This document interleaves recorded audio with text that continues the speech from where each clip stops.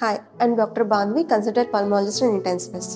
Already ఆస్మాటిక్స్లో ఏంటంటే ఈ రైనీ సీజన్లో కానీ రాబోయే వింటర్ సీజన్లో కానీ ఆస్మా సిమ్టమ్స్ ఇంక్రీజ్ అవుతూ ఉంటాయి. సో వీళ్ళు ఏంటంటే బేసిక్ హోమ్ రెమెడీస్ ఫాలో అయితే మంచిది. మోస్ట్ కామన్గా ఏంటంటే ట్రిగ్గర్స్ అవాయిడ్ చేయాలి. ఆస్మా ట్రిగ్గర్స్ ఏంటంటే డస్ట్, బయట డస్టే కాదు ఇంట్లో డస్ట్ కూడా. తర్వాత పువ్వుల నుంచి వచ్చే పాలన్ అంటాం, అది అవాయిడ్ చేయాలి. స్మోక్ కానీ, కోల్డ్ క్లైమేట్ కానీ, పొల్యూషన్ కానీ ఇవన్నీ అవాయిడ్ చేస్తే మంచిది. ఫ్రీక్వెంట్ గా స్టీమ్ ఇన్హలేషన్ చేస్తూ ఉండండి. మీకు ఒక జలుబు చేస్తే కనుక ఇంట్లోనే ఆవిరి పెట్టుకుంటా ఉండండి. బ్రీతింగ్ ఎక్సర్సైజెస్, ప్రాణాయామం అంటారు, అది కూడా ఫ్రీక్వెంట్ గా చేస్తూ ఉండండి.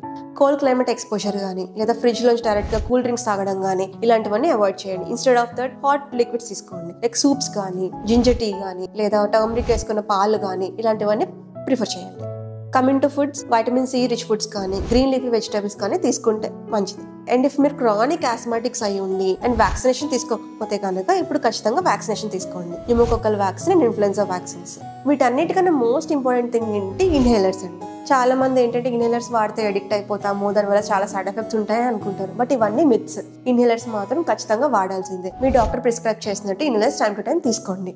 సో రాబోయే మాన్సూన్ కాలంలో ఏంటంటే ఈ టిప్స్ అన్ని ఫాలో అవడం వల్ల మీరు ఆస్మా ఫ్లేర్ అప్స్ ప్రివెంట్ చేయొచ్చు. Please do follow for more updates.